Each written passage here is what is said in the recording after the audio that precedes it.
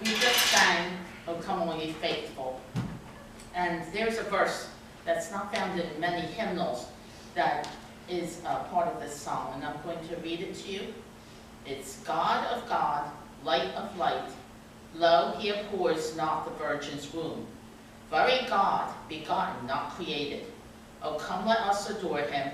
O come, let us adore him. O come, let us adore him, Christ the Lord. John the Apostle said, that which was from the beginning, which we have heard, which we have seen with our eyes, which we have looked at and our hands have touched, this we proclaim concerning the word of life.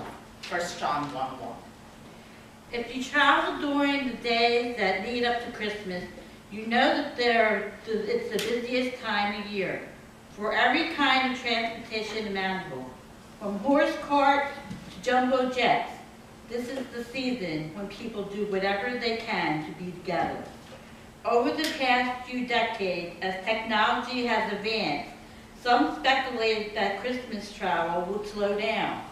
Cellular telephones, fax machines, and digital images of family members screaming over the internet might give people a reason not to go to the trouble of packing suitcases and making long trips. Virtual reunions just might do the trick and replace the real thing. Not a chance. We don't need the National Transportation and Safety Board in Washington to tell us what we already know. If we travel at Christmas, electronic transmit voices, messages, and images just aren't the same. We long to actually be together, to literally see and hold each other, so we do what is necessary to make a trip, and we can hardly wait. Speaking of waiting, one of the greatest adventures of childbirth is anticipation of our first encounter with our baby. As a daddy and a granddaddy, I've been through this experience several times.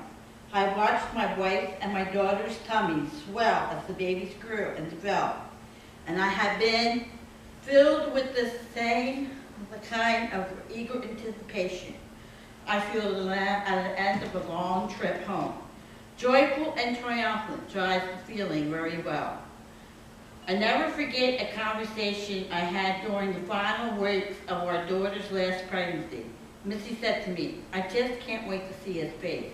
I can't wait to hold him. One of the things I love about Christmas is that travel and childbirth are inextricably linked to each other. The purpose of all travel by shepherds and wise men was to visit a baby. The Christ child was born, and the consuming focus on Mary and Joseph's anticipation was to see the precious face and to feel the weight of his tiny body in their waiting arms. What I love about this carol, it speaks of the coming of a Savior, our travel and deep contemplation, time on the road and time on our knees. Oh, come, let us adore him. During the month of December, our home church is busy with sort of opportunities for worship. Special services, concerts, and pageants fill the calendar.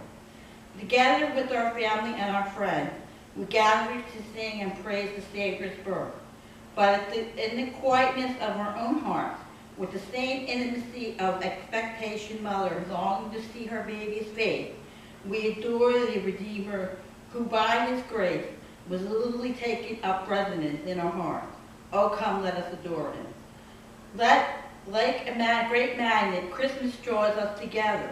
We sound and the smells of busy households preparing for a great feast are such familiar part of the happy season. Nothing will ever replace this joy. For Christmas also draws us to worship and receive him, to see his face, and to know and love him. Amen.